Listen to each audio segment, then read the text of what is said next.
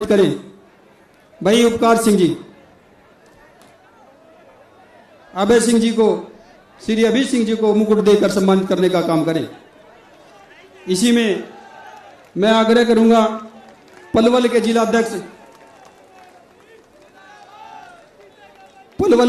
जिलाध्यक्ष श्री नंदराम जी वो आए और आदरणीय श्री आकाश आनंद जी को मुकुट देकर सम्मानित करने का काम करें।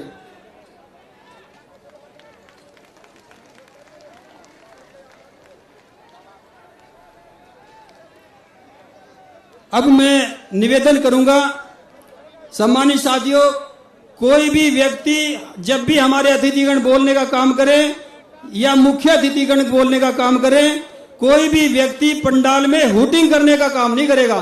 गंभीरता से बात सुनने का काम करे और गंभीरता से उनकी बातों को फॉलो करके आगे अपने क्षेत्र में बताने का काम करेंगे। मैं निवेदन करूंगा हमारे बीच में इस गठबंधन के होने वाले सीएम आदरणीय बड़े भाई अभय सिंह चौटाला जी वो आए और इस अपने शब्दों से जनसभाओं को संबोधित करने का काम करें। आदरणीय बड़े भाई अभय सिंह चौटाला जी।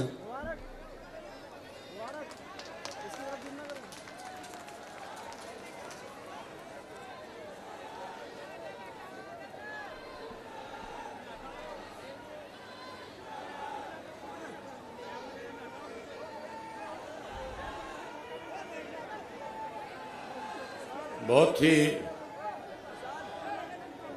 आदर और सम्मान के योग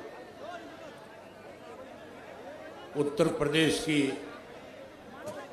4 बार रही मुख्यमंत्री, आज की हमारी जिला फरीदाबाद के पिरथा विधानसभा क्षेत्र में मुख्य अतिथि के रूप में आए बहन कुमारी मायावती जी, बहुजन समाज पार्टी के राष्ट्रीय कोऑर्डिनेटर भाई आकाश आनंद जी, बहुजन समाज पार्टी के पंजाब, हरियाणा और चंडीगढ़ के प्रभारी रणधीर बेनीवाल जी, मंच पे मेरे साथ बैठे हुए एनआईटी से बहुजन समाज पार्टी और इंडियन नेशनल लोकदल पार्टी के प्रत्याशी नगेंद्र बढ़ाना जी, फरीदाबाद से प्रत्याशी नरेंद्र पाल सिंह बघेल जी, पिरथा से आपके प्रत्याशी श्री सुरेंद्र वशिष्ठ जी, बड़थल से प्रत्याशी मनोज चौधरी जी और तिगावा विधानसभा क्षेत्र से बहुजन समाज पार्टी और इंडियन नेशनल लोकदल पार्टी के प्रत्याशी श्री लालचंद शर्मा जी, मंच पे मेरे साथ बैठे हुए दोनों पार्टी के प्रदेश, जिला और हल्का स्तर के सभी नेतागण, आज पिरथा विधानसभा क्षेत्र के इस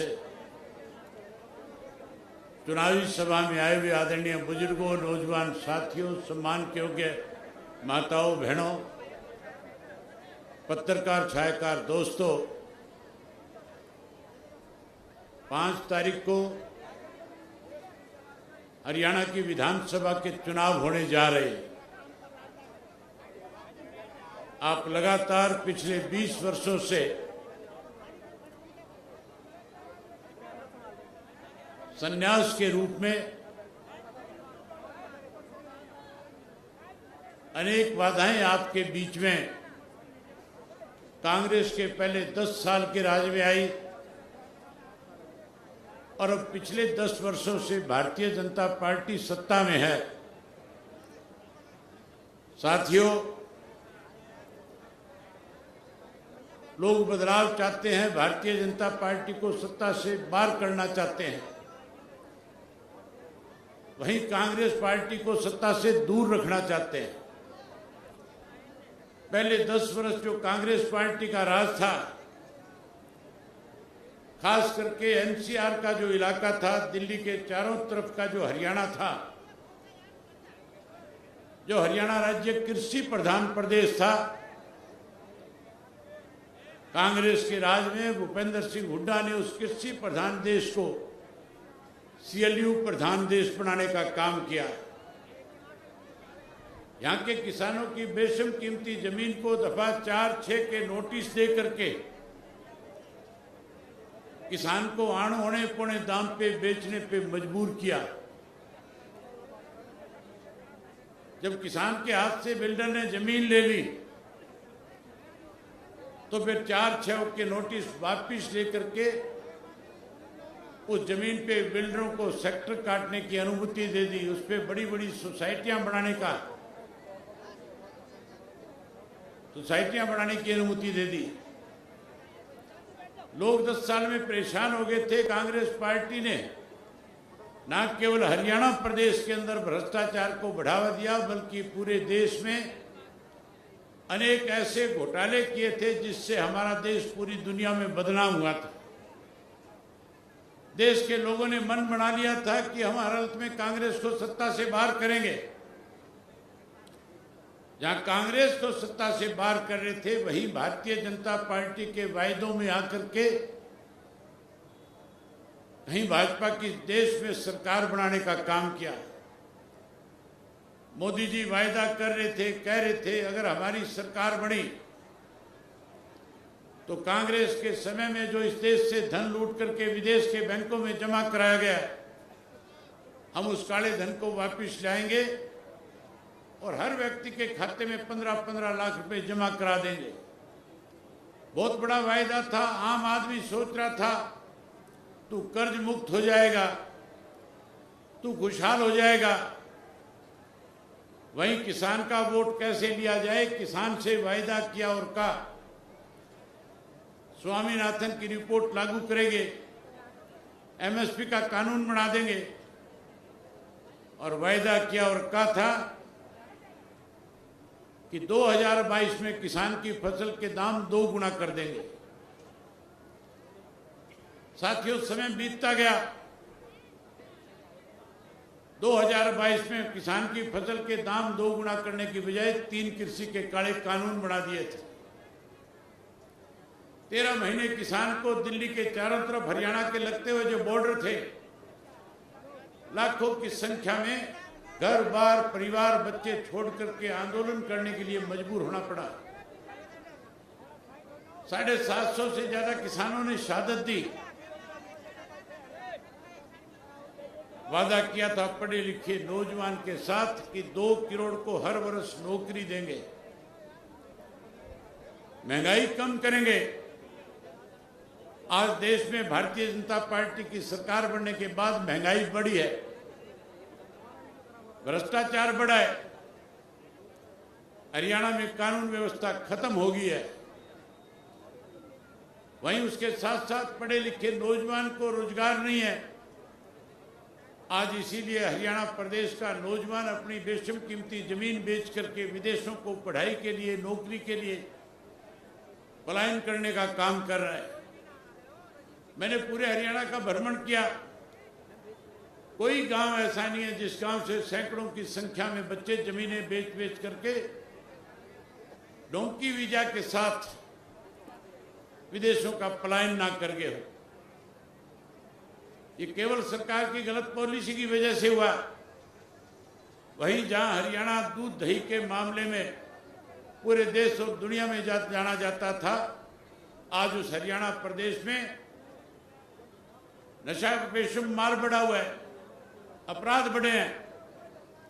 इसीलिए लोग परेशान है, सरकार को बदलना चाहते हैं। किसान दुखी है, मजदूर दुखी है, व्यापारी दुखी है, कर्मचारी दुखी है। आज तो सरकार के ऐसे फैसले हैं, वायदे तो किए थे कि हम लोगों के लिए सहूलियत की सुविधाएं प्रदान करेंगे, लेकिन ऐसे ऐसे फैसले लिए जिसकी वजह से हर वर्ग के लोग परेशान हो गए। अब बदलना चाहते हैं। आज पूरे हरियाणा प्रदेश के अंदर परसों चौधरी देवीलाल जी की जयंती थी। आप लोग भी बड़ी संख्या में आए हुए थे। पूरे हरियाणा प्रदेश से लाखों लोग उस चौधरी देवीलाल जी के सम्मान दिवस में चौधरी देवीलाल जी को जहां अपने श्रद्धा सुमन अर्पित करने आए थे, वहीं बहन मायावती जी का संदेश और आदेश सुनने के लिए आए थे कि बहन मायावती जी हमें क्या आदेश दे करके जाएंगी। और बहन जी ने खुल करके कहा कि अगर आप मजदूर की किसान की सरकार चाहते हो तो फिर एक एक बहुजन समाज पार्टी और इंडियन नेशनल लोकदल पार्टी के कार्यकर्ता को जब तक वोट ना पड़े 5 तारीख तक लगातार लोगों से संपर्क करें, गरीब मजदूर की सरकार बना करके देश में एक मैसेज दें कि जहां हरियाणा प्रदेश का किसान और मजदूर इकट्ठा होकर के, जो किसान इस देश का अन्नदाता है, जो मजदूर इस देश का निर्माता है, अगर हम देश का निर्माण कर सकते हैं, हम देश को अन्नदाता के रूप में अन्न दे करके भंडारण भर सकते हैं, तो फिर देश के अंदर मजदूर और किसान की सरकार क्यों नहीं बना सकते। अब सही समय आ गया साथियों मजदूर और किसान की सरकार बनाने का। साहब श्री काशीराम जी ने और आदरणीय चौधरी देवीलाल जी ने सारी उम्र कैसे गरीब आदमी का, कमजोर आदमी का, कमेरे वर्ग के लोगों का, किसान का उत्थान हो, इसके लिए उन्होंने पूरा जीवन संघर्ष किया। देश की आजादी के बाद जहां देश आजाद हो गया था, वहां किसान और मजदूर को देश के अंदर सत्ता में बैठे लोगों ने फिर से गुलाम बनाने का काम किया था। कैसे उनकी उस गुलामी से उनको मुक्ति मिले, उसके लिए पहले साहब काशीराम जी ने, चौधरी देवीलाल जी ने संघर्ष किया और उसके बाद उत्तर प्रदेश के अंदर सबसे बड़ा बदलाव अगर किसी ने लाने का काम किया, जहां गरीब का सबसे ज्यादा शोषण होता था, अगर उनके गरीब आदमी को कैसे सत्ता तक पहुंचाया जाए, इसके लिए अगर किसी ने संघर्ष किया, किसी ने जागृति पैदा करी, तो आज आपके बीच में बैठ करके आपको संदेश देने के लिए आई हुई बहन मायावती जी थी। और हरियाणा प्रदेश में गरीब की अगर किसी ने मदद करी, अगर किसान को किसी ने न्याय दिलाया, तो उस शख्स का नाम चौधरी ओम प्रकाश चौटाला है। चौधरी ओम प्रकाश चौटाला ने अनेक कमजोर वर्ग के लोगों को, जिनको राजनीतिक तौर पे अस्थिर किया हुआ था, उनको राज्यसभा में, विधानसभा में भेज करके उनकी अपनी ताकत बढ़ाने का काम किया था। आज साथियों फिर समय आ गया, आज फिर मौका है। ये कांग्रेस और भारतीय जनता पार्टी जो दो मुंही सांप है, एक नागनाथ है, एक सांपनाथ है, इसको कुचलने का समय आ गया। इसको कुचलने के लिए आपको लाठी उठाने की जरूरत नहीं। इसको कुचलने के लिए केवल 5 तारीख को जहां बीएसपी और इंडियन नेशनल लोकदल पार्टी की तरफ से बीएसपी का उम्मीदवार है, वहां हाथी के सामने का बटन दबा देना, ये दोनों अपने आप मारे जाएंगे, खत्म हो जाएंगे। जहां इंडियन नेशनल लोकदल पार्टी का और बहुजन समाज पार्टी का इंडियन नेशनल लोकदल का प्रत्याशी है, वहां ऐनक के सामने का बटन दबा करके इन दोनों को मारने का काम करना। जहां इन दोनों को दबाओगे, मारोगे, वहीं साथियों पहले भी चौधरी देवीलाल ने आपको अनेक सुविधाएं प्रदान करी। फिर चौधरी ओम प्रकाश चौटाला जब इस प्रदेश के मुख्यमंत्री बने, उन्होंने सरकार आपके द्वार कार्यक्रम के तहत पूरे प्रदेश के अंदर सड़कों का जाल बिछाया। गांव-गांव में पीने के पानी के बंदोबस्त के लिए आपके घर तक टुंटी पहुंचाई, वाटर वर्क्स लगाए। वहीं उसके साथ साथ गांव में पीएचसी, सीएचसी, डिस्पेंसरी बना करके आपको स्वास्थ्य सेवाएं प्रदान करी। गांव-गांव के अंदर स्कूल अपग्रेड किए ताकि हमारे बच्चों को बाहर दूर दराज पढ़ने के लिए जाना ना पड़े।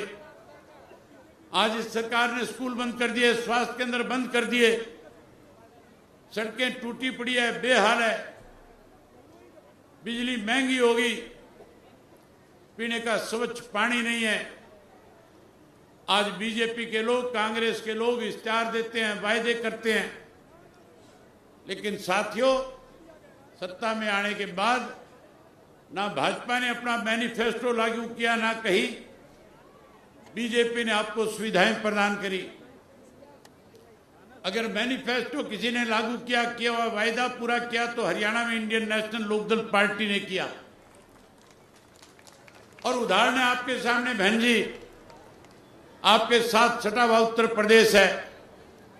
किस तरह से बहन जी के राज में उत्तर प्रदेश के अंदर किसान खुशहाल था, किस तरह से अपराध खत्म किया गया था, अपराधी यूपी छोड़ करके भाग गए थे। और वहीं उसके साथ साथ जिस गरीब आदमी को वोट का अधिकार नहीं था, ना केवल उसको वोट का अधिकार दिलाया बल्कि उसका राज बना करके उसकी उत्तर प्रदेश के राज में हिस्सेदारी देने का काम किया। वहीं साथियों हम दोनों ने बैठ करके, बहन जी ने, मैंने आकाश जी के साथ बैठ करके, बहुजन समाज पार्टी के नेताओं के साथ बैठ करके, इंडियन नेशनल लोकदल पार्टी के नेताओं ने एक साझा कार्यक्रम आपके बीच में देने का काम किया है। अगर आप हमारी सरकार, अपनी सरकार बनाओगे तो चौधरी देवीलाल ने सबसे पहले देश के अंदर पेंशन 100 रुपया माहवार करी थी। आज बीजेपी वाले कहते हैं हम बढ़ा देंगे, हुड्डा कहता है 6000 कर दूंगा। 10 साल मुख्यमंत्री रहा था, एक नया पैसा नहीं बढ़ाया था। आप राज बनाओ, सत्ता में आओ, अपनी सरकार बनाओ, हम 100 रुपए वाली पेंशन 7500 रुपया महीना आपके घर पहुंचाने का काम करेंगे। वहीं उसके साथ साथ हरियाणा में 2 लाख पोस्टें वैकेंट है। हमारे युवा साथी विदेश जा रहे हैं, वो हरियाणा में रह करके अपना कारोबार करें, इसके लिए अच्छी पॉलिसी बनाएंगे। वहीं 2 लाख पढ़े लिखे बच्चों को पहले 6 महीने में रोजगार और नौकरी देने का काम करेंगे। जहां 2 लाख को नौकरी देंगे, वहीं जो कोई नौकरी से वंचित रह जाएगा उसे मायूस नहीं होने वायदा किया था और कहा था चूल्हे से मुक्ति दिलाऊंगा, गैस का कनेक्शन घर घर पहुंचाऊंगा, गैस का सिलेंडर मुफ्त दूंगा। गैस अगर सस्ती मिलती थी तो हमारे राज में 2100 रुपये, 250 रुपये का गैस का सिलेंडर आपको दिया जाता था। कांग्रेस के राज में महंगा हुआ, भाजपा ने 1200 रुपये का कर दिया। आप सरकार बनाओ, हमारे दोनों पार्टियों का फैसला है, महीने की 1 तारीख को गैस का सिलेंडर आपके घर में सरकार की तरफ से मुफ्त आपके पास आया करेगा। वहीं 1100 रुपये साथ में देंगे ताकि आपको रसोई के खर्च के लिए घर के किसी व्यक्ति के सामने हाथ ना फैलाना पड़े। वहीं गरीब आदमी को पहले 100 गज का प्लाट अगर किसी ने मुहैया कराया तो चौधरी ओम प्रकाश चौटाला ने दिया था। अब जिसके पास अपनी छत नहीं है, जो भूमिहीन है, उसे चिंता करने की जरूरत नहीं। आपकी सरकार बनने के बाद 100 गज का प्लाट और 2 पक्के मकान चौधरी देवीलाल आवास योजना के तहत बना करके देने का काम करेंगे। वहीं ओल्ड पेंशन स्कीम लागू करेंगे और उसके साथ साथ हरियाणा प्रदेश के हर नागरिक को पीने का स्वच्छ पानी मिले, पानी का पैसा ना लगे। हम आपको पीने का स्वच्छ पानी मुफ्त में मुहैया कराने का काम करेंगे। साथियों, जहां पानी मुफ्त देंगे, बिजली मुफ्त देंगे, हमारे बच्चों को अच्छी शिक्षा मिले, इसके लिए अच्छे स्कूल बनाएंगे। गांव के अंदर ऐसे स्कूल बना करके देंगे कि शहर के बच्चे गांव के स्कूल में पढ़ने आएंगे, शिक्षा मुफ्त देंगे। वहीं उसके साथ साथ स्वास्थ्य सेवाएं कोई 5 लाख की कहता है हम देंगे, कोई 10 लाख के आयुष्मान कार्ड की बात करता है, कांग्रेस वाले कहते हैं 20 लाख करेंगे। ये सारे वायदे कांग्रेस जो आज आपके सामने कर रही है, इन्होंने राजस्थान के लोगों के साथ किए थे। जब इनकी सरकार थी वायदे पूरे नहीं किए, छत्तीसगढ़ में किए, मध्य प्रदेश में किए। वायदे पूरे ना करने की वजह से लोगों ने उनको नकारने का काम किया। आज हरियाणा प्रदेश में भी इस तरह के वायदे करके कहीं ना कहीं आपको लुभाने की कोशिश करते हैं। आप Bahujan Samaj party, Indian National Lokdal party को सत्ता में लाओ, परमात्मा ना करे हरियाणा का कोई व्यक्ति बीमार हो। हम तो समस्त हरियाणा देखना चाहते हैं। चौधरी देवीलाल की सोच थी कि हरियाणा सबसे ज्यादा ताकतवर राज्य बने, सबसे मजबूत राज्य बने और हरियाणा देश के अंदर नंबर 1 राज्य बने। अगर कोई बीमार होगा चिंता करने की जरूरत नहीं होगी, इलाज चेक कहीं कराओगे, सारा पैसा हरियाणा प्रदेश की सरकार वहन करने का काम करेगी, एक पैसा आपका खर्च नहीं होगा। साथियों, मन बहुत था आपके साथ बहुत सारी बातें करूं, लेकिन मजबूरी है, मुझे भी वापस सरसा जाना है, वहां के कार्यक्रम है और बहन जी भी काफी समय पहले आ गए थे। मैं इनसे पहले पहुंचना चाहता था, मैं इनसे इस बात के लिए माफी चाहता हूं। मेरी मजबूरी थी, मुझे आज टेक ऑफ नहीं करने दिया। वहां पे एयरफोर्स वालों की कोई एक्सरसाइज चल रही थी। कल वहां प्राइम मिनिस्टर ने आना है, इसलिए उड़ने में देरी होगी, इसलिए आपके बीच में लेट आया हूं। मैं आपका और समय जाया ना करके आपसे केवल ये आग्रह करूंगा कि अगर आप चाहते हो मजदूर और किसान का राज बने, तो फिर 5 तारीख तक जो बातें मैंने आपके सामने कही है, जो बहन जी संदेश आपको दे, वो संदेश जन जन तक पहुंचाना। 25 तारीख को चौधरी देवीलाल के सम्मान दिवस के ऊपर लाखों लोगों ने इकट्ठे होकर के देश के अंदर एक मैसेज दे दिया कि हरियाणा प्रदेश में अगली सरकार बहुजन समाज पार्टी और इंडियन नेशनल लोकदल पार्टी की बनने जा रही है। आज आपने भी इतनी बड़ी संख्या में आकर के, मैं प्रेस के साथियों से कहूंगा, चाहे राहुल गांधी की मीटिंग हो और चाहे प्राइम मिनिस्टर की मीटिंग हो, सब जगह पे ढो करके लोग लाए जाते हैं। ये सब गरीब मजदूर और किसान के बच्चे हैं, सब अपनी मर्जी से चल करके आए हैं। ये बदलाव की बहुत बड़ी निशानी है। मैं आपसे एक बारी पत्रकार साथियों से कहूंगा, आप अपने कैमरों का मुंह पीछे की तरफ करें और आपसे कहूंगा कि एक बारी हाथ खड़ा करके कहो कि हम बदलाव लाएंगे, हम अपनी सरकार बनाएंगे। एक बार जोर से बोल को कहो कि हम अपनी सरकार बनाएंगे। बहुत धन्यवाद आपका।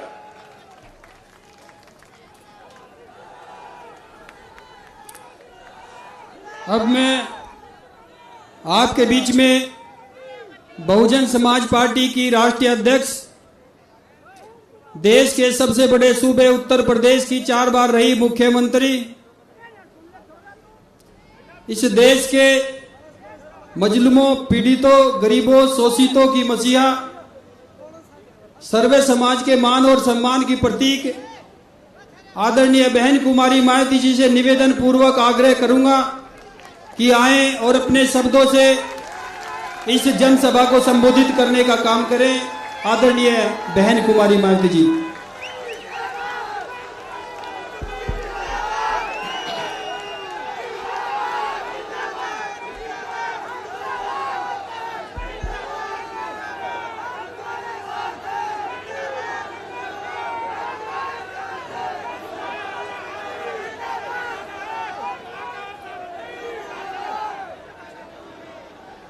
चुनावी जनसभा में इकट्ठा हुए बीएसपी व इन लोगों के बने इस गठबंधन के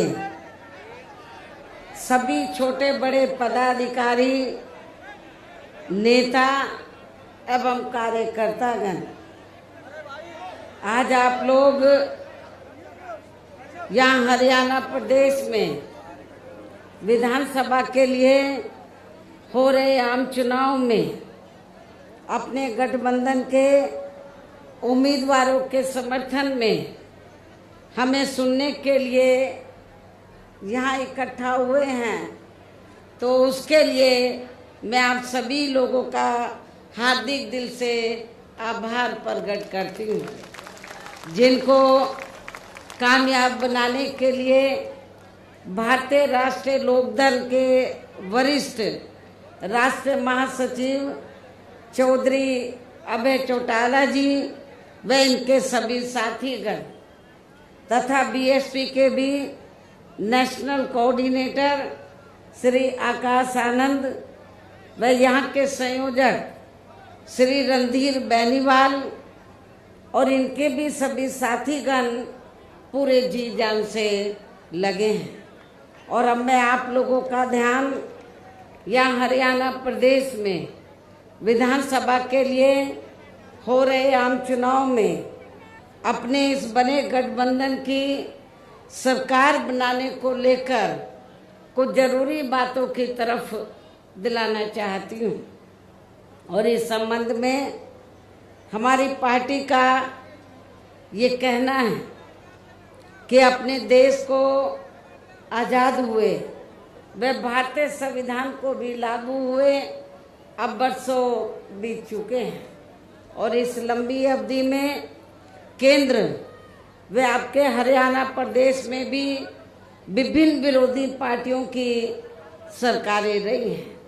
लेकिन दुख की बात यह है कि इस दौरान आपके हरियाणा प्रदेश में भी यहाँ विरोधी पार्टियों की रही सरकारों में सर्व समाज में से खासकर दलितों, आदिवासियों, पिछड़े वर्गों, मुस्लिम व अन्य अक़लियतों के साथ साथ गरीबों, मजदूरों, किसानों, व्यापारियों एवं अन्य मेहनतकश लोगों का भी पूर्ण रूप से विकास व उत्थान आदि नहीं हो सका है, जिनकी सरकारों की गलत नीतियों एवं गलत कार्य प्रणाली आदि को अब इन्हें और ज़्यादा आजमाने की ज़रूरत नहीं है।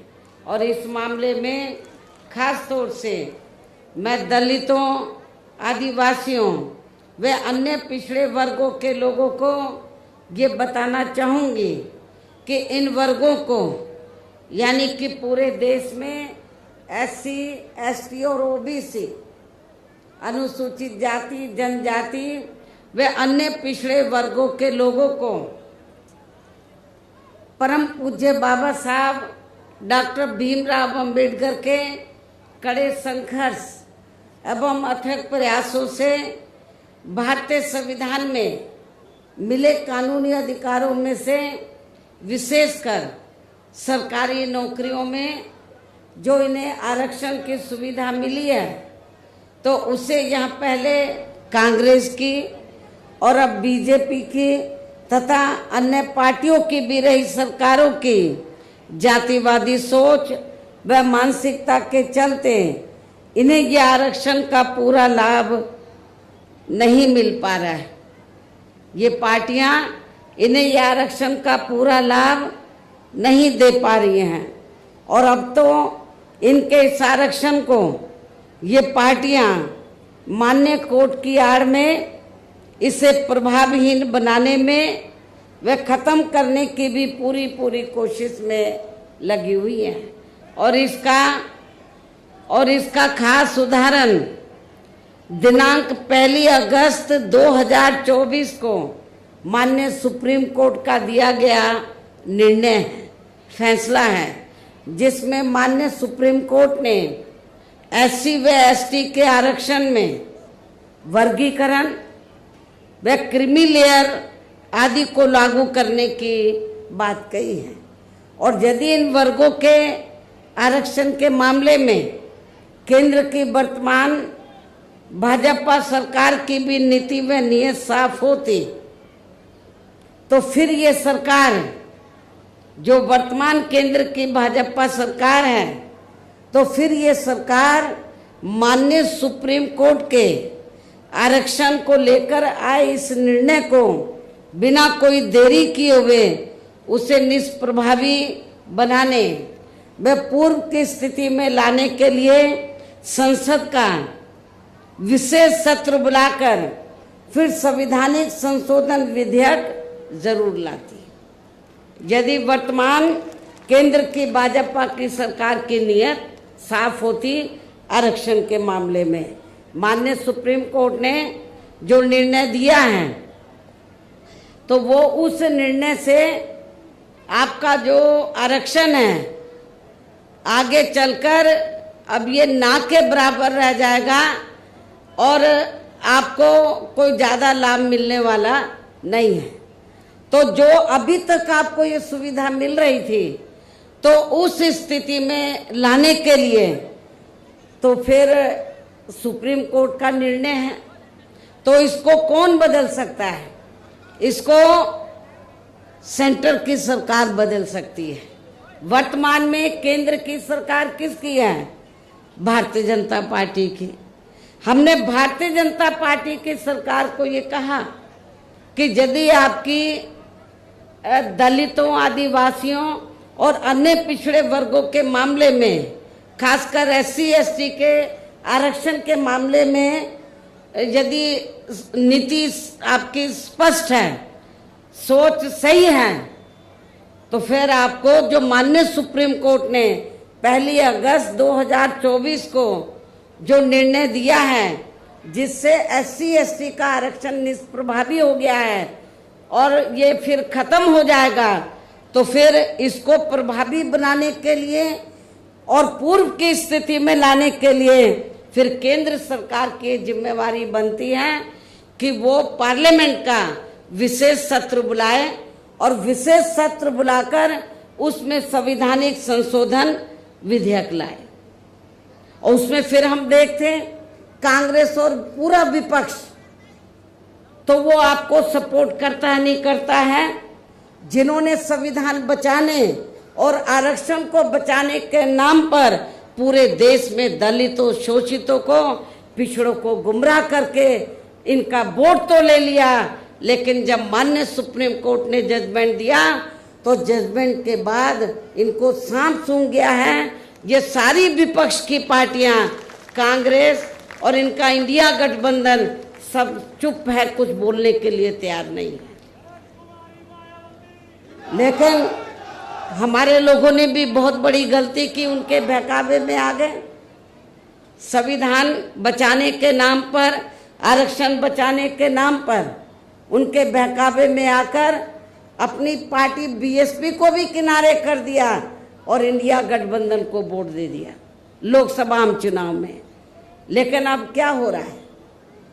चुनाव खत्म होने के बाद इंडिया गठबंधन को फायदा तो हो गया गुमराह करके आप लोगों को, लेकिन जब 1 अगस्त को निर्णय आया आरक्षण को लेकर कि जो शुल्क कास्ट के लोग हैं, ट्राइब कम्युनिटीज के लोग हैं, दलित जो लोग हैं, आदिवासी लोग हैं, तो अब इनको जो पहले से आरक्षण मिल रहा था, जो इनका कोटा मुकर्रर था, जो पहले से आरक्षण मिल रहा था, वो ना मिलके अब इनका वर्गीकरण किया जाएगा।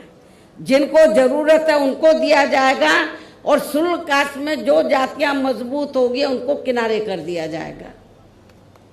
ये जजमेंट है।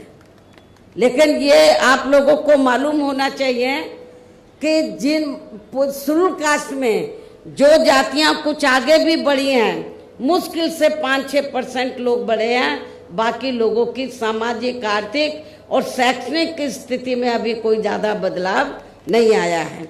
इसलिए इनके वर्गीकरण की अभी जरूरत नहीं है, बल्कि जो पूर्व में जैसी स्थिति बनी थी इनको सबको अभी पूरा आरक्षण देने की जरूरत है। लेकिन जब हमने इसके खिलाफ आवाज उठाई तो फिर सारी पार्टियां चुप हो गई। हमने बीजेपी को भी कहा कि सुप्रीम कोर्ट का जजमेंट है, आप संवैधानिक संशोधन विधेयक लाइए और आप उसे पार्लियामेंट में लाकर पास कराएं। हम अपोजिशन को भी देखेंगे, इंडिया गठबंधन को भी देखेंगे कि वो आपको सपोर्ट करता है नहीं करता है। तो जो बीजेपी की सरकार है सेंटर की, वो संवैधानिक संशोधन विधेयक अभी तक नहीं लाई है, अपोजिशन चुप है। तो ऐसी स्थिति में आप लोग एक बार तो धोखा खा गए, इनके बहकावे में आ गए इंडिया गठबंधन के, कांग्रेस के, और आप लोगों ने वोट दे दिया कि हम संविधान बचाएंगे, आरक्षण बचाएंगे। जब माननीय सुप्रीम कोर्ट ने आपके आरक्षण पर चोट मारी तो ये सारी पार्टियां चुप हो गई। ये कहती तो हैं कि हम आरक्षण के पक्ष में हैं, लेकिन माननीय सुप्रीम कोर्ट ने जो जजमेंट दिया उसको लेकर ये कुछ भी बोलने के लिए तैयार नहीं है। इतना ही नहीं, बल्कि इसके लिए कांग्रेस व इनके इंडी गठबंधन ने अभी तक भी केंद्र सरकार पर कोई दबाव नहीं बनाया है, और ऐसा करना तो बहुत दूर की बात रही, बल्कि इन्होंने माननीय सुप्रीम कोर्ट के इस निर्णय पर अभी तक कुछ भी खुलकर नहीं बोला है। और इस मामले में केंद्र की भाजपा सरकार व अधिकांश सभी विरोधी पार्टियां अभी तक भी चुप्पी साधे हुए हैं। यहाँ मैं ये भी बता देना चाहती हूँ कि माननीय सुप्रीम कोर्ट ने SC/ST आरक्षण में वर्गीकरण करने और क्रीमी लेयर को भी लागू करने का ये कार्य अब राज्य सरकारों के ऊपर ही छोड़ दिया है। अब ये राज्य सरकारों के ऊपर ही छोड़ दिया है, जो अब अपने हिसाब से इसका पूरा राजनीतिक फायदा भी उठाएंगे। साथ ही इसकी आड़ में इन वर्गों को बांटकर इन्हें आपस में ही लड़ाएंगे। अर्थात अब ये पार्टियां फूट डालो वे राज करो की नीति का भरपूर फायदा उठाएंगी इस जजमेंट की आड़ में।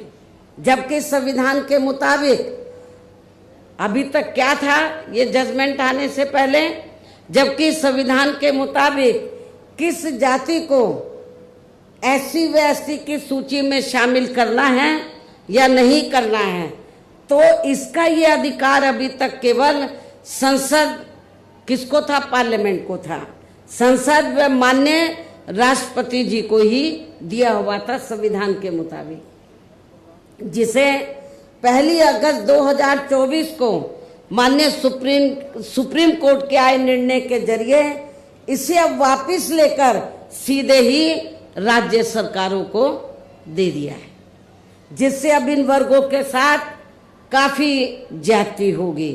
अर्थात इनका अब ये आरक्षण ना के बराबर ही रह जाएगा। दलितों का, आदिवासियों का जो आरक्षण है वो ना के बराबर ही रह जाएगा। और अब तो कांग्रेस के श्री राहुल गांधी ने भी विदेश में जाकर इनके सभी आरक्षण को आगे वक्त आने पर खत्म करने का भी ऐलान कर दिया है। इसलिए इन वर्गों के लोगों को बाबा साहब डॉक्टर भीमराव अंबेडकर द्वारा जो इन्हें आरक्षण का ये संवैधानिक अधिकार मिला है, तो इसे बचाने के लिए अब यहाँ हरियाणा प्रदेश में हो रहे विधानसभा चुनाव में इन वर्गों को, ऐसी सभी आरक्षण विरोधी पार्टियों को अपना कतई भी वोट नहीं देना है। जो ये पार्टियां माननीय सुप्रीम कोर्ट के आए इस निर्णय को बिल्कुल भी बदलने के लिए तैयार नजर नहीं आती हैं, ना तो भारतीय जनता पार्टी और ना ही कांग्रेस पार्टी का इंडिया गठबंधन। अर्थात इस मामले में केवल ये पार्टियां इन वर्गों को गुमराह करने में ही लगी हैं।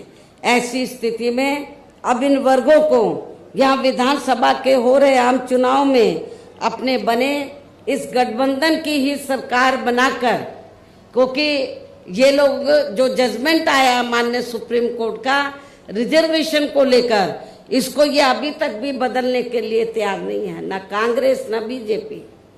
तो ऐसी स्थिति में अब आप लोगों को करना क्या है, यह अपने गठबंधन की सरकार बनाकर इसे लागू होने से, ये जो अभी नया जजमेंट आया है, तो अपने यहाँ गठबंधन की सरकार बनाकर इसे लागू होने से तब तक लटका कर व रोक कर रखना है जब तक केंद्र व विपक्ष द्वारा इस निर्णय को संवैधानिक संशोधन के जरिए खत्म करके इसे पुरानी स्थिति में बहाल नहीं कर दिया जाता है। गठबंधन की सरकार यहाँ बनती है, हमारी गठबंधन की हमारे हाथ में है कि इसे लागू करें या ना करें। इसको हम लटका के रख सकते हैं। सुप्रीम कोर्ट का जजमेंट है तो इसको हम आगे बढ़ा सकते हैं। कब तक? जब तक केंद्र व विपक्ष द्वारा इस निर्णय को संवैधानिक संशोधन के जरिए खत्म करके इसे पुरानी स्थिति में बहाल नहीं कर दिया जाता है। इसलिए ऐसी स्थिति में अब आपको एक तरफा अपना वोट केवल बीएसपी व इन्हें लोग के बने अपने इस गठबंधन को ही देना है, ताकि सत्ता में आकर यहाँ आपके स्टेट में माननीय सुप्रीम कोर्ट के इस निर्णय पर कुछ हद तक अंकुश लगाया जा सके। इतना ही नहीं बल्कि केंद्र व राज्यों में कांग्रेस, बीजेपी व अन्य जातिवादी पार्टियों की रही सरकारों ने इनका आरक्षण का कोटा अभी तक भी पूरा नहीं भरा है, जिसे फिर अंत में किसी न किसी रूप में सामान्य वर्गों को ही दे दिया जाता है। जबकि उत्तर प्रदेश में जब हमारी पार्टी की सरकार बनी, हमने विशेष अभियान चलाकर इस आरक्षण के कोटे को हमने पूरा कराया था। पदोन्नति में आरक्षण को तो इन्होंने मान्य कोर्ट की आड़ में काफी हद तक खत्म ही कर दिया है। इसके साथ ही केंद्र व राज्यों की भी सरकारों द्वारा इन वर्गों के लोगों को प्राइवेट सेक्टर में आरक्षण दिए जाने की व्यवस्था किए बिना ही इनके ज्यादातर सरकारी कार्य अब यहाँ प्राइवेट सेक्टर के जरिए ही देश के अधिकांश बड़े बड़े पूंजीपतियों व धन्ना सेठों को ही दिए जा रहे हैं, जिसके कारण आपके यहाँ हरियाणा प्रदेश सहित पूरे देश में अब इन वर्गों के लोगों को आरक्षण का बहुत कम ही लाभ मिल पा रहा है, क्योंकि प्राइवेट सेक्टर में आरक्षण की व्यवस्था नहीं है। और इससे अब पूरे देश में दलितों व आदिवासियों के साथ साथ अन्य पिछड़े वर्गों को भी काफी ज्यादा नुकसान हो रहा है। जबकि अन्य पिछड़े वर्गों के लोगों को ये भी मालूम होना चाहिए, इन्हें मंडल कमीशन की रिपोर्ट के तहत आरक्षण की ये सुविधा केंद्र में कांग्रेस पार्टी की रही सरकार में नहीं मिली है, बल्कि बीएसपी के कड़े संघर्ष एवं अथक प्रयासों से केंद्र में रही श्री बीपी सिंह की सरकार में ही मिली है। हमें काफी स्ट्रगल करना पड़ा, जिसका भी अब यहाँ जातिवादी विरोधी पार्टियों की चल रही सरकारें इन्हें पूरा लाभ नहीं दे पा रही हैं। इसके साथ ही श्री बीपी सिंह की सरकार में ही इन वर्गों के मसीहा परम पूज्य बाबा साहब डॉक्टर भीमराव अंबेडकर को भी यहाँ भारत रत्न की उपाधि से सम्मानित किया गया है। जब बीपी सिंह की सरकार थी तो तभी बाबा साहब को भारत रत्न की उपाधि से सम्मानित किया गया था, जिसके लिए वो हर प्रकार से पात्र भी थे। जबकि इन्हें ये सम्मान इनके जीते जी केंद्र में रही कांग्रेस पार्टी की ही सरकार में बहुत पहले ही मिल जाना चाहिए था, लेकिन इस पार्टी की सरकार ने इनके देहांत के बाद भी इन्हें ये सम्मान नहीं दिया। कांग्रेस पार्टी की सरकार ने इनके देहांत के बाद भी इन्हें ये सम्मान नहीं दिया। इससे इन वर्गों के प्रति इस पार्टी की हीन व जातिवादी मानसिकता साफ झलकती है। इतना ही नहीं बल्कि इनके कारवां को आगे बढ़ाने वाले वे हर मामले में समर्पित व्यक्तित्व मान्यवर श्री कांशीराम जी के देहांत होने पर केंद्र में रही इसी कांग्रेस पार्टी की सरकार ने इनके सम्मान में एक दिन का भी राष्ट्रीय शोक घोषित नहीं किया था। इसके साथ ही इन वर्गों के लोगों को जुल्म जाति से निजात दिलाने के लिए जो भी यहाँ नियम व कानून आदि बने हैं तो उन पर भी केंद्र व राज्यों की सरकारें सही से अमल नहीं कर पा रही है, जिससे अब यह खासकर दलितों, आदिवासियों व अन्य पिछड़े वर्गों के ऊपर शोषण करने वालों का मनोबल और भी ज्यादा बढ़ रहा है। और ये सब हमें यहाँ आपके हरियाणा प्रदेश में भी काफी कुछ देखने के लिए मिल रहा है। इसी प्रकार हमें पूरे देश में मुस्लिम व अन्य अक़लियत समाज के लोगों की भी अधिकांश मामलों में हालत कोई खास अच्छी नजर नहीं आती है। इनके साथ साथ अपर कास्ट समाज व जाट समाज में भी खासकर गरीब लोगों की भी आर्थिक स्थिति अभी भी यहाँ आपके हरियाणा प्रदेश सहित पूरे देश में काफी ज्यादा खराब व दयनीय ही बनी हुई है।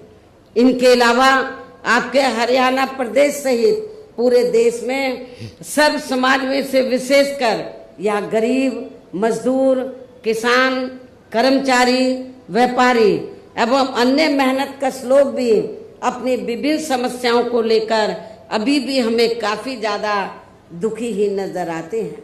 और इनमें भी किसान वर्ग तो केंद्र में अभी तक की रही सभी सरकारों द्वारा बनाई गई उनकी गलत नीतियों के कारण अब काफी ज्यादा परेशान व दुखी भी रहा है और अभी भी है।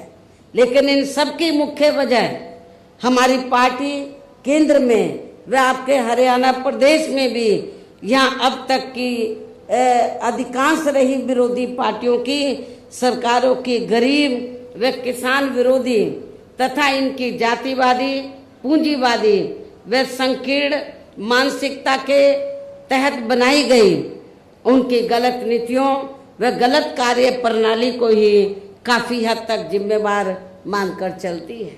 और इस मामले में खासकर इनकी गलत आर्थिक नीतियों की वजह से ही आए दिन जहाँ पूरे देश में गरीबी, बेरोजगारी व महंगाई आदि भी काफी ज्यादा बढ़ रही है, जिससे आम जनता काफी ज्यादा परेशान व दुखी भी है।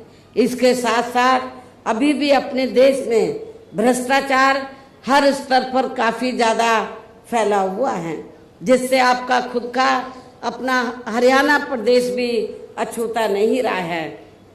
और इन सब का मुख्य कारण हमारी पार्टी आजादी के बाद से लेकर अभी तक केंद्र व देश के अधिकांश राज्यों में तथा आपके खुद के अपने हरियाणा प्रदेश में भी ज्यादातर सत्ता या खासकर पूंजीवादी पार्टियों के ही हाथों में आने को मानकर चलती है, जिसके कारण ही अब पूरे देश में वे आपके खुद के अपने प्रदेश में भी अभी भी हमें यहाँ सर्व समाज के लोग अधिकांश मामलों में काफी ज्यादा दुखी व परेशान ही नजर आते हैं।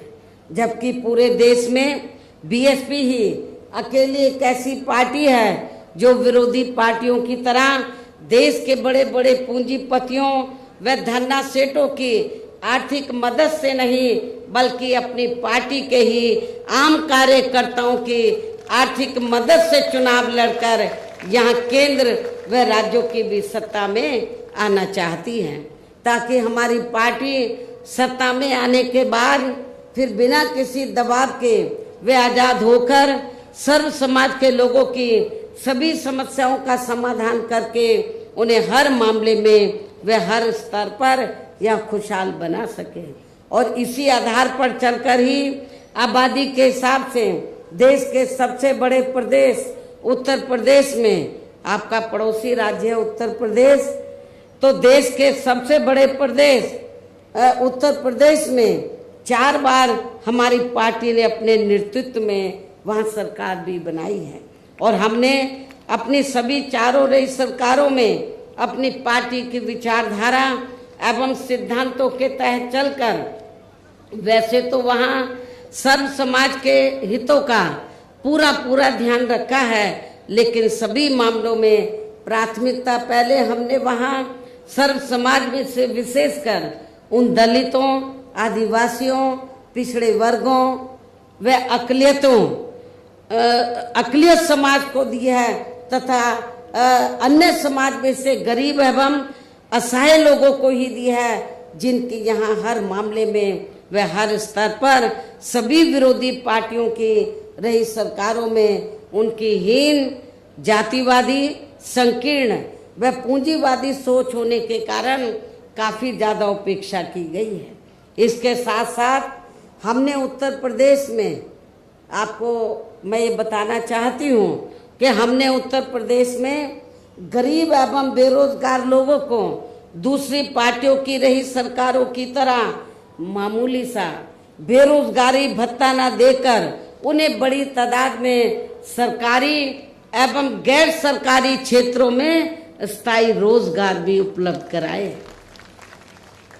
इसके साथ ही गरीब भूमिहीन लोगों को खेती करने के लिए उन्हें फ्री सरकारी जमीन भी दी है।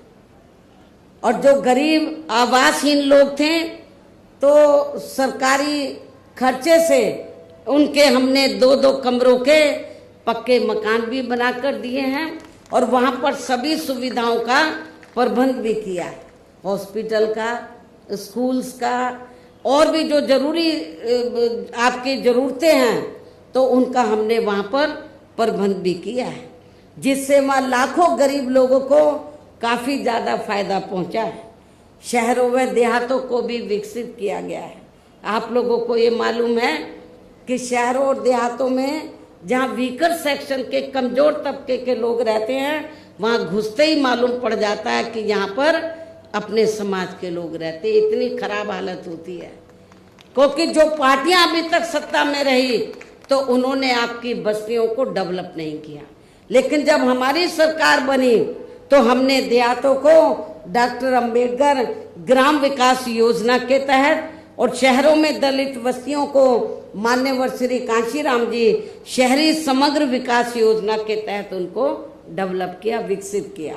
इसके अलावा हमारी पार्टी की रही सरकार ने वहाँ विभिन्न क्षेत्रों में लगे लोगों के साथ साथ छात्रों, युवाओं, महिलाओं व बुजुर्गों आदि के हितों में भी अनेकों महत्वपूर्ण व ऐतिहासिक कार्य किए हैं, जिनसे उन्हें काफ़ी ज़्यादा लाभ पहुंचा है।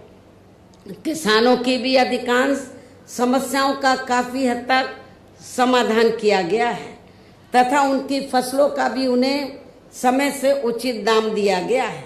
इतना ही नहीं बल्कि हमने उत्तर प्रदेश में सर्व समाज के लोगों के ऊपर किसी भी प्रकार की कोई जुल्म जाति आदि भी नहीं होने दिया है और वीकर सेक्शन का हमने विशेष ध्यान रखा है। बल्कि हमारी पार्टी की रही सरकार ने वहाँ जुल्म जाति करने वाले लोगों को बिना कोई देरी किए हुए उन्हें तुरंत ही जेल की सलाखों के अंदर भेजा है, जहाँ मेरी सरकार में उनकी सही व असली जगह होती है, जिसकी यहाँ आपके प्रदेश में भी काफ़ी अब सख्त ज़रूरत है।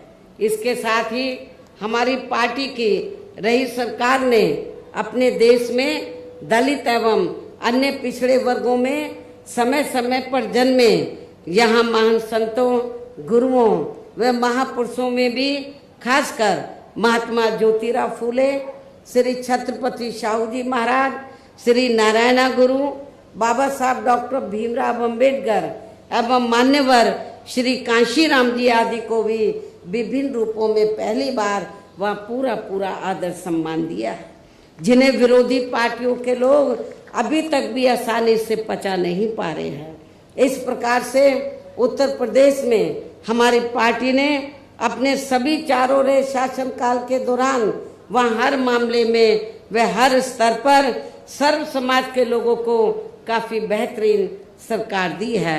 और यदि आप लोग भी यहाँ अपने हरियाणा प्रदेश में गरीबों, किसानों व आम जनहित के तथा विशेषकर कमजोर एवं उपेक्षित वर्गों के हितों में ऐसे ही कार्य करना चाहते हैं, इसके साथ ही आपके प्रदेश की जनहित से जुड़ी जो भी यहाँ स्थानीय समस्याएं हैं तो उन्हें भी आप दूर करना चाहते हैं, तो फिर आप लोगों को भी उत्तर प्रदेश की तरह ही यहाँ अपने हरियाणा प्रदेश में भी अपने इस बने गठबंधन की ही सर्वजन हिताय व सर्वजन सुखाय की नीतियों पर आधारित ही सरकार बनानी होगी, जिसके लिए अब आप लोगों को यहाँ अपने हरियाणा प्रदेश में विधानसभा के लिए हो रहे आम चुनाव में अपने गठबंधन का ही बेहतर रिजल्ट लाना होगा। इसके साथ साथ आप लोगों को वोट पड़ने तक यहाँ की सत्ताधारी पार्टी व अन्य सभी विरोधी पार्टियों के साम दाम दंड भेद आदि हथकंडों से भी जरूर सावधान रहना है। और इस मामले में खासकर आप लोगों को विरोधी पार्टियों के जारी किए गए उनके हवाई व प्रलोभन भरे चुनावी घोषणा पत्रों आदि के बहकावे में भी कतई नहीं आना है, जिन्हें ये पार्टियां सत्ता में आने के बाद अधिकांश अमल में नहीं लाती हैं, जिस पर से अब जनता का काफी हद तक विश्वास ही उठ गया है। इसलिए हमारी पार्टी किसी भी चुनाव में अपना कोई भी चुनावी घोषणा पत्र आदि जारी नहीं करती है। वैसे भी हमारी पार्टी कहने में बहुत कम बल्कि कार्य करके दिखाने में ही ज्यादा विश्वास रखती है। अर्थात जो कहती है तो उसे करके भी दिखाती है, और ये सब हमने उत्तर प्रदेश में करके भी दिखाया है।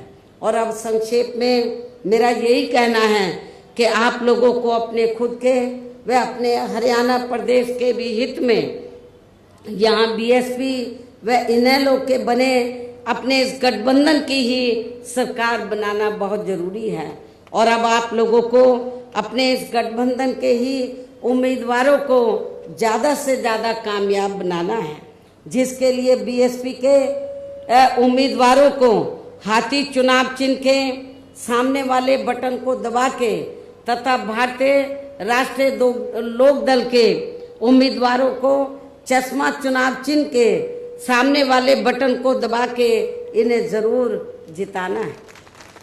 इस प्रकार से आप लोगों को अपने बने इस गठबंधन की ही पूर्ण बहुमत की सरकार बनाना है, और सरकार बनने पर फिर गठबंधन की ओर से आपके हरियाणा प्रदेश का मुख्यमंत्री चौधरी श्री अभय चौटाला जी को ही बनाया जाएगा, जिनको मेरे आशीर्वाद के साथ साथ इनके पिता चौधरी ओम प्रकाश चौटाला जी का भी पूरा आशीर्वाद प्राप्त है। वैसे स्वर्गीय चौधरी देवीलाल जी का भी हमेशा इन पर आशीर्वाद बना रहा है। इनके साथ साथ गठबंधन की ओर से बीएसपी का एक डिप्टी सीएम दलित वर्ग का तथा दूसरा डिप्टी सीएम अन्य पिछड़ा वर्ग या अपर कास्ट समाज में से ही बनाया जाएगा। और ये दोनों डिप्टी सीएम कौन होंगे इसका फैसला इस चुनाव का नतीजा आने के बाद ही किया जाएगा। इन्हीं जरूरी बातों के साथ ही अब मैं आप सभी लोगों से अपने बने इस गठबंधन के अधिकांश उम्मीदवारों को जिताकर अपनी यहाँ गठबंधन की ही सरकार जरूर बनाना है।